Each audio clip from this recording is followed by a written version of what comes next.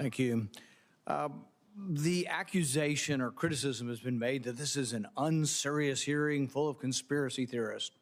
Well, you know, the Democrats were asked to participate like they always are, the same way we were when we were in the minority. They could have brought a witness. They chose not to even bring a witness. I can't conjecture as to why, but maybe it's because it's so embarrassing, the stuff that USAID is spending their money on. Who could possibly be against ending $2 million for sex change surgeries in Guatemala? I mean, who wants to defend that? I haven't heard anybody yet defend the waste and malfeasance that's going over there. $3 million for girl-centric climate change. Maybe there's not a witness here. Maybe it's not serious. But I don't hear anybody explaining why we should continue to do that.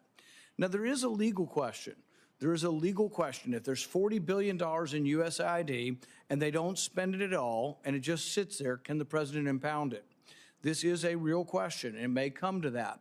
But I don't think any court is going to find that the executive branch cannot pause and audit spending. I mean, to crassly say and just to jump to this, it's illegal, it's unlawful, it's a tragedy, it's a constitutional chaos. Well, auditing spending is what government should do. It's the traditional oversight that hasn't been done in a generation. That's why we're finding this stuff. It's been creeping up for a generation. $4.8 million for social media influencers in Ukraine. I mean, if people want to defend that, step forward and defend it. We are finding waste and malfeasance. You also have to realize that when you have a social agenda, and your social agenda is, you know, LGBT, well, when you take that to a conservative country that has religious problems with that, and you want to foist it on them and fly flags, what ends up happening is that doesn't increase diplomacy, that actually goes against diplomacy. I don't care what people's views are on any of these subjects. You can have any view on LGBT, but it shouldn't be part of foreign policy to force this on everybody around the world. It just isn't part of government and should never be part of government. But we're only finding this out because we have a president with the courage, including the advice of Elon Musk, including the advice of a lot of us, who have been saying for years, we need to look at USAID and make sure that they aren't committing fraud. Look, this morning, the CFO of FEMA was fired because she's spending $54 million on luxury hotels for illegal aliens. My goodness, there's a lot of Americans struggling to find work. Laken Riley's killer, we flew him and put him up in a luxury hotel in New York. He was there for a few months. We spent all of our money on his meals, and then we flew him to Atlanta. And then he drifted over to Athens, and then he killed Laken Riley.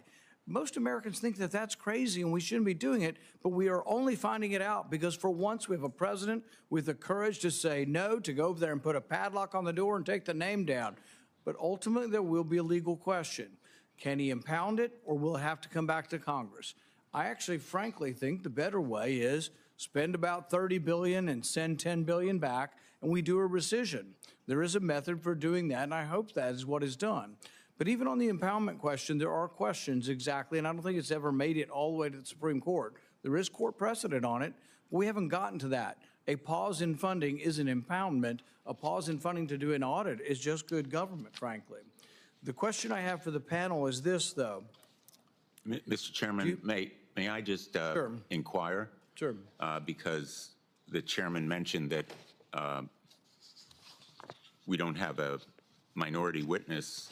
I would suggest, and speaking out of turn here, because the ranking member isn't here and I don't purport to speak for him. We're docking your time for next week. I'm just kidding. But I would respectfully suggest that we have Paul Martin, who was fired as Inspector General, come before us. We didn't deny any witnesses. Your side did not put forward a witness. We did not deny any witnesses. You didn't put forward a witness. So, but I just think it's disingenuous to, to sit there and it is a personal attack on me to call this unserious and a conspiracy, a bunch of conspiracy. It's an attack on our witnesses as well. That is a pejorative, and that's name calling. All right, you're welcome to object to things they say and have facts to counter them, but to call this an unserious hearing of conspiracy I never used that term, Mr. Chairman. Well, you said it wasn't serious. You said the hearing wasn't serious. And the thing is, y'all chose not to participate in it, so that's on you. Maybe we can have a second hearing because this is such an important We could have a topic. dozen on this. There's so much to talk about. But anyway, I think we ought to be, I'm not criticizing your ranking member for being unserious or a conspiracy theory. He has his opinions. We make our arguments both sides. But if we call names and say, oh, well, your ideas are conspiracy theory, that's a pejorative, and that doesn't get us anywhere, frankly. And because it's also dangerous in the sense that many people who are then say, oh, it's a conspiracy theory, well, government should suppress that. This is what went on. We had 23 scientists come forward in Lancet and say that the possibility that the virus came from a lab in Wuhan was a conspiracy theory. And then government promoted back to Twitter and others and met with them on a weekly basis trying to suppress. Facebook for a year and a half said that ideas like mine that it could have come from the lab were to be suppressed. Michael Schellenberger, why don't you, if you wouldn't mind responding to how the government was involved with trying to suppress speech that you found out through Twitter files? Well, sure. And also, I would think whenever you hear somebody accuse somebody of a conspiracy theory, I think you should consider that they are themselves spreading disinformation. In other words, we know that the proximal origins paper that you're describing there, we know from their internal discussions that those scientists were pursuing the lab leak theory. We saw it in their Slack messages. And then they got a phone call. They talked from the higher ups, and then they ended up changing their whole hypothesis over a weekend. So we've seen repeatedly that term used to dismiss very serious evidence of misconduct and of actual conspiracies. We've seen the rise of an entire censorship industrial complex. There's no theorizing here. These are just the facts of the censorship industrial complex that was created by the Department of Homeland Security starting in 2021.